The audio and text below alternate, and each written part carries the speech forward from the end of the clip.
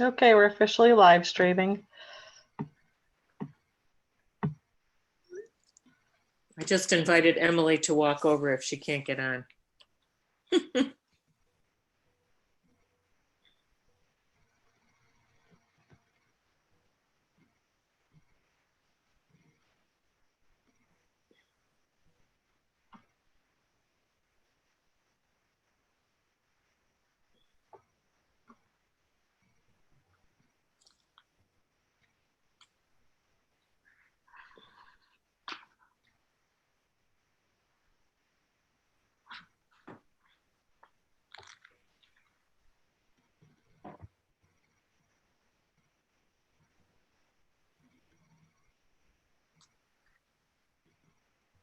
You didn't hear from Scott, Dave? No, I just saw him try to enter and I let him in. I thought he should be in.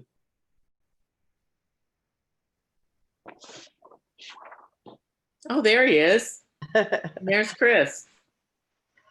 Okay, so now we're just missing Todd. Someone's dialing in. We'll find out who it is. Hi, Nikki, Emily. it's me. I have a dead mouth. I don't know what to do. That's all right. We'll talk to you. I was going to say you Okay, could thanks. walk over if you want to be on this end. Oh, well, let me play with this just for a minute more because I'm charging it. So let me see if I can get it. There's Todd. All right, so we're only missing Scott. Ah, Not right. Scott Broom. Oh, there he is. Okay. There he is. So I think we can get started. I'm going to call the meeting to order. It's exactly 5 o'clock. Welcome our guests, and I like to proceed with the approval of the minutes for the Planning and Zoning Commission meeting of Tuesday, September 1st, 2020. Anyone have any corrections or additions?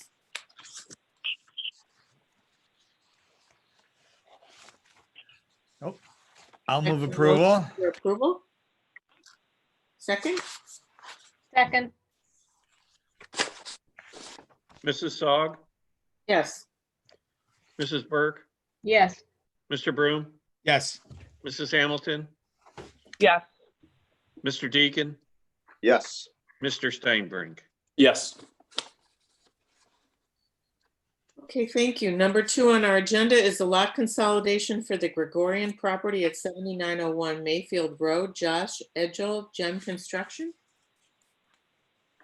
Hi, Josh. Welcome. Hi, Karen. Hello. Thank you for your consideration today.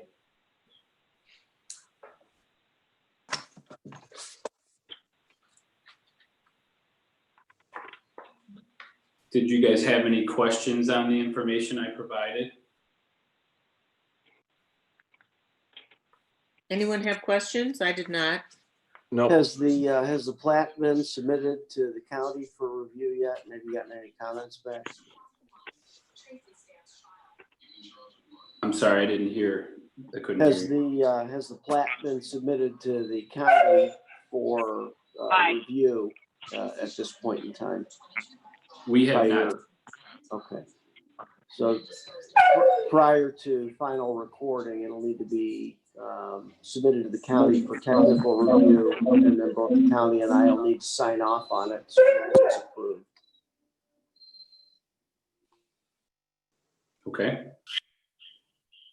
And Josh, they are definitely going to take advantage of the easement for the driveway to come out on county line, right? That's correct. Yeah. That's correct. Right. Yeah, and currently, I guess that's where the water line is supposed to be located, or we're supposed to take their water line through that easement as well as the electric service. Okay. Any other questions?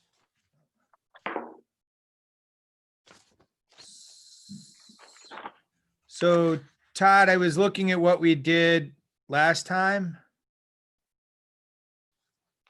And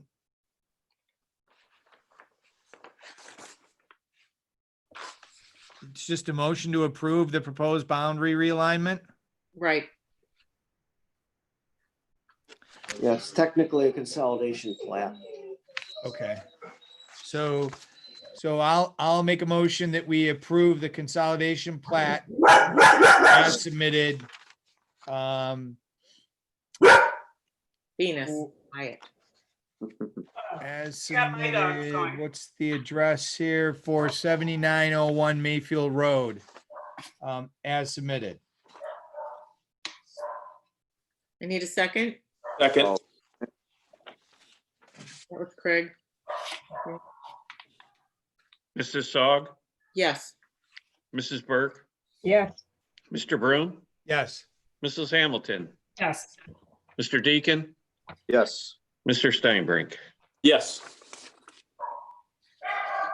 You got my dog barking, Nancy. Oh, sorry. Somebody must be outside. So your next step should be to have Barrington submit this to Norm Hoovler down at the county for review. And then Norm and I will coordinate any technical adjustments that need to be made. Then once that's done, the Mylar gets signed by the owners and then submitted to Dave at Village Hall for village signatures. Okay. Okay. Nice Thank house, you all. please. Thank you all for your time. Mhm. Thanks, Josh. Okay, I think we have to adjourn our regular planning and zoning meeting, commission meeting and convene a meeting of the Board of Zoning Appeals. I have a motion. Moved. I need a Second. Second. Dave? Mrs. Sog, Yes. Mrs. Burke, Yes. Mr. Broom, Yes. Mrs. Hamilton, Yes. Mr. Deacon, Yes. Mr. Steinbrink. Yes. Okay, fourth on our agenda is a detached accessory structure variance request for the UNESCO property residence at 1960 County Line Road, and Bill Childs, architect, is here to discuss it. Hi, this is Bill Childs. I'm going to have Jerry Sowlin, project architect, present the project for you. Jerry? You're muted, Jerry. Unmute. Where are you? How you There he doing? is. How you doing? This is Jerry Sellen with Childs and Associates. There you go. We're going to be submitting for a variance for a property 1960 County Line Road, which is between Old Mill and Fairmount, and it basically runs from County Line Road all the way back to Chagrin River. It's 37 acres, so it's a large parcel. And the structure we're going for is the an RV structure to obviously house the RV for Mrs. Inesco, who does a lot of traveling and does not feel safe with taking airplanes and staying in hotels anymore. So she got an RV to do this. We're about 1,000 or so feet from the road, and the elevation at that point puts us about 45 feet below the road, and it's tucked into the woods, and nobody's going to see it from the street, from County Line, and it will be within character of the existing house on the property.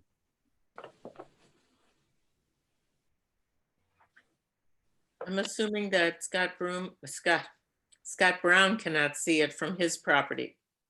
We cannot see it from either property, Nancy, and I've been over with John and Susie Inesco. I'm a huge Bill Childs fan. Bill knows that. The quality of the drawings are unbelievable, as I'm sure you have a set. It's not visible. So nobody's going to see it, which is really too bad, because they really ought to see it. It's pretty. In any event, obviously, both Susan and I support this for the neighbors to the north. Okay. I'm kind of curious about the investment, considering hopefully they'll be able to fly at some point in the future. But I guess they'll keep using the building. So I have a couple of questions. Bill, in your letter, you mentioned that current zoning requires a maximum of 2 accessory structures. So would this be a third structure? Yes. So Todd, as Todd looks up, I think I say, so we would probably need 2 variances here, correct, Todd?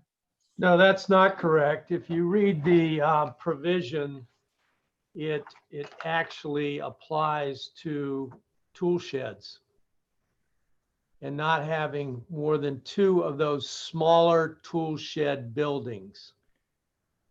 Oh, It Initially, refers back to those. Scott, initially that was my thought when I read the code when Bill submitted it, and I thought that was necessary, but Todd had a chance to review that with me. That's always been a question in my mind, the language in that. So the only variance is necessary is for putting an accessory structure in the front yard. That's the only one needed. okay. I feel like we've had that come up in the past, and it has been a problem when we have a third accessory structure. I'm confused, Todd. Well, if you read subdivision H of 115703, it refers specifically to accessory structures, not including a private garage, for yard maintenance equipment, storage of garden tools, cultivating tools, lawnmowers, snow blowers, swimming pool equipment, and garden and nursery supplies and equipment, and related tools and supplies. That shall not exceed 6 feet in height, 100 square feet in area, Mm-hmm. and should not be less than that, and shall not exceed 8 feet in height or 250 square feet in area. There shall not be more than 2 such, and I emphasize such, accessory structures on each lot. So those are tool sheds, essentially, Right, but when we between have, those size limitations. That was my confusion, yeah, I'm Nancy. still confused because it seems as if when we have a cabana for a swimming pool as a third accessory structure, we have to give them. That was I was confused on the language. That's what I'm saying. Todd clarified it okay. for me yesterday. I've been confused for a while on that language, and Todd reviewed that with me yesterday.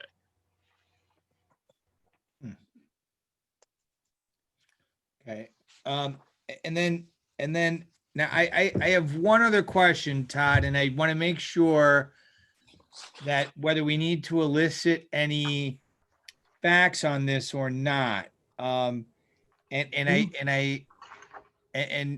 not trying to be persnickety here. I just want to make sure that we don't cause ourselves a problem in the future.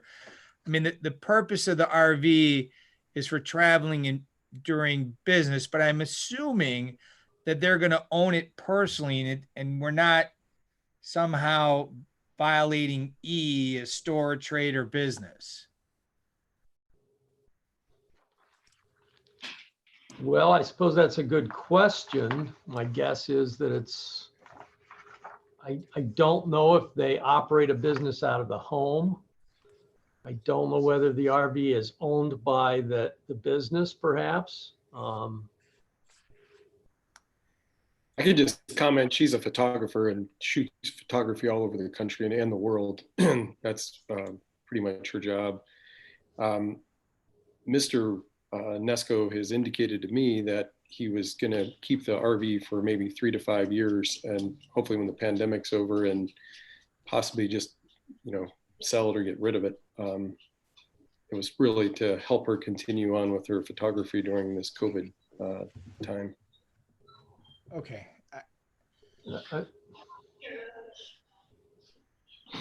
See, the only thing I worry about is that I don't want someone coming and saying we got to build a barn for landscaping equipment or earth moving equipment or. Nancy's gonna put her bulldozers in it or something, you know. So that's, Wheelbarrow is more like it. But I'm not sure they're conducting the business out of this Right. accessory building either. correct. Even if the RV would be owned by a business entity. so it is a little bit confusing because when they dispose of the RV, what is the building going to be used for? I would think just storage and such. Well, that gets us back to the landscaping equipment that Scott brought up earlier. Well, if it's for their own property, I mean, storage or maybe fancy cars, I don't know. Hopefully they have some old neat cars. Yeah, most likely it would be his car collection, would be my guess. Okay. Okay. All right. All right, that's all the questions I have. Anyone else? Craig? Emily? No. Jim? No, I think it's a pretty structure. Sally? Beautiful building. All right, so Scott, let's go through our 7 questions. I don't think we're exactly in sync on this, but it's okay. Okay. Because I think number 1, they So did. yeah, so this application for an area, let's see, would this be an area variance, Todd? It would be, correct? Yes, it would be. For an area variance for 1960 County Line Road. And so we have the 7 factors they're not the exclusive factors, but they are important factors in determining whether a variance should be granted. So the first question is, the property question will or will not yield a reasonable return, and or there can or cannot be a beneficial use of the property without the variance because. Well, clearly there can be a beneficial use of the property here. Uh-oh. The Unescos are living in the property and they can use it. They're looking to build an accessory structure to take care of a temporary need, which is to store an RV, and then maybe in the future, a permanent need, which is to house a car collection or other things that are personal to them in nature for their property. Now, the description that we have is that they can't really build anything in the rear yard because the property slopes off very quickly, and certainly that area has quite a few ravines and slopes very rapidly. So the front yard's the only place they can put it. So while the property can yield a value, certainly a reasonable return, if they're going to build an accessory structure, this is the only place that they can build it. The variance is substantial or insubstantial because, well, certainly it's substantial. It's not in the backyard as the code requires or the ordinances require, but they're not proposing to build it in the backyard because they can't, because of the topography of the land. In that area, which is mostly larger properties with more land and long driveway setbacks, I do know that the Press property, which is one property over from this property, has a horse barn with an attached 2-bedroom apartment in the front of the residence structure. It's right up close by the street. And I do know that the former Arts property has accessory structures that are in the front of the house, although of course you cannot see them from the road, but they are definitely substantially in front of the house. So, whether the variance is substantial or insubstantial, no one's going to see it. It's going to be 1,000 feet off the road, and it's going to be behind the tree line there. Correct, Bill? Or Jerry? Correct. Yes. Yeah.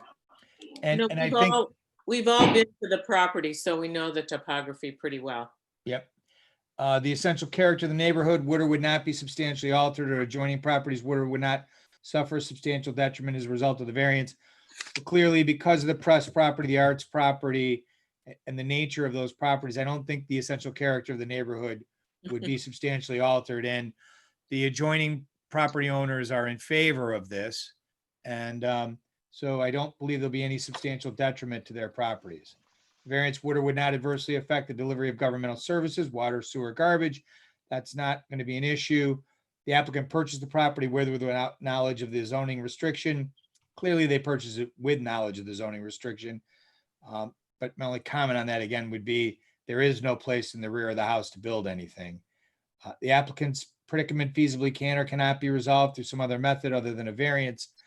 Not unless they're gonna pile drive in and build something on stilts in the back, could they build an accessory structure without a variance. Now, the particular use, they might be other things they could do with, but the structure itself, they could not build it, whether it was for a car collection, horses, or an RV, they could not do it without a variance. And the spirit and the intent of the zoning requirement would or would not be observed and substantial justice done or not done by granting the variance, because, well, here, the reason to do this is to prevent obstructing the front of houses and putting accessory structures where they'll be seen from the road, and they will create an unsightly appearance on lots. Here, nobody's going to see this structure at all, and won't be able to be seen by the road or from the adjoining structures. So I think on balance, the fact that they can't build any accessory structure. I don't know that the use for the RV is particularly compelling one way or the other. The fact that they cannot build an accessory structure other than in the front yard of this property is probably that, and the fact that the essential character of the neighborhood would not be adversely affected. I think those are probably the strongest things, that they go to the feasibility of resolving building an accessory structure, and they probably weigh in favor of granting the variance. I have one other question. Is there going to be water at the structure? No, that's undecided at this point. He hasn't really got into the specifics. Okay.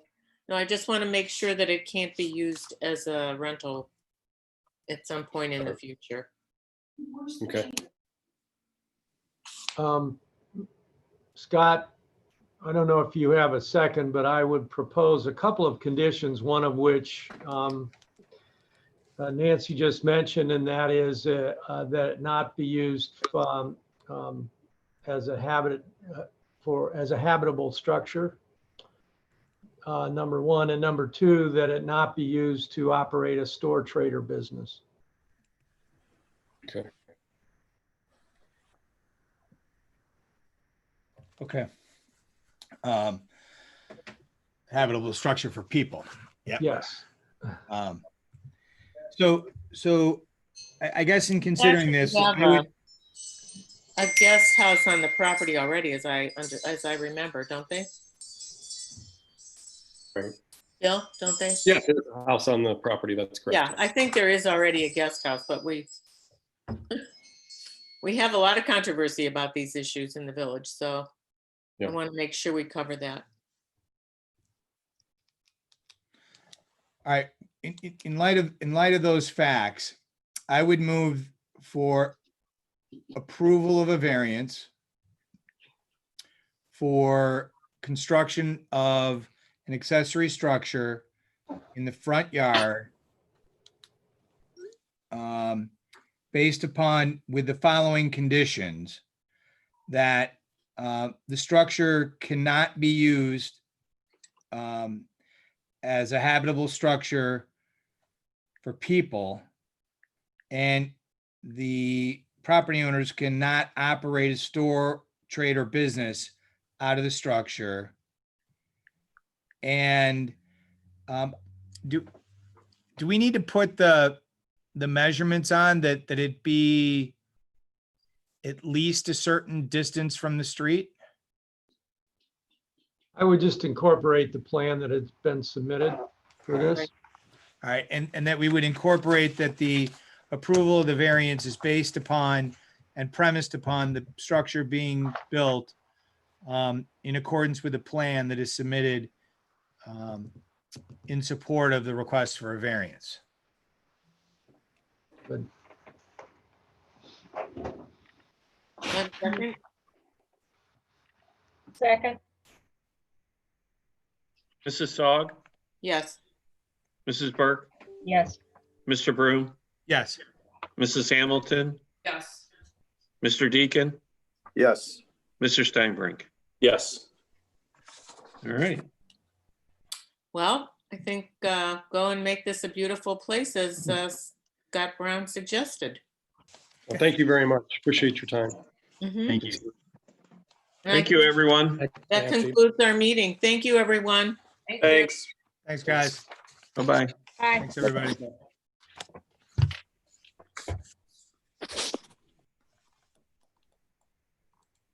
Thanks, Gene. I'm glad you were able to get on, Emily.